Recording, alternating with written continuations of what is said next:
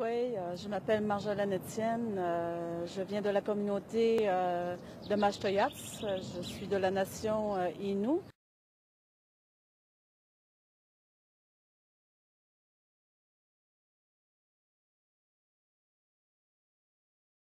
Marjolaine Etienne, collectif Femmes Autochtones, Leadership et Governance.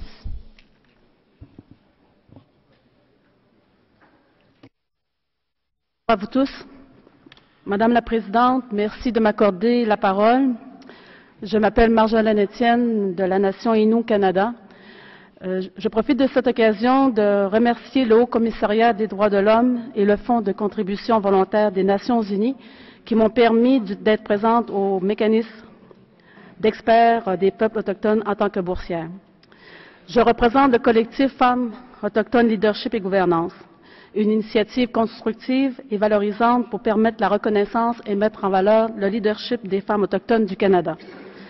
Je veux vous rappeler qu'au Canada, la Commission de vérité et réconciliation a publié un rapport en décembre 2014 et 94 appels à l'action. Plusieurs de ces recommandations touchent l'éducation, la justice, la culture et le bien-être des enfants.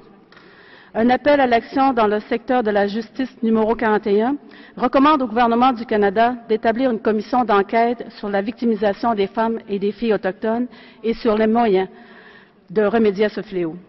Depuis près de 2 ans déjà, cette enquête se tient et rassemble des témoignages de partout au Canada. C'est une excellente initiative. Toutefois, le collectif veut montrer et s'assurer de faire reconnaître les femmes autochtones comme étant des leviers importants de cette réconciliation, de cette guérison, de cet apprentissage à la communication entre le Canada, le Québec et les peuples autochtones.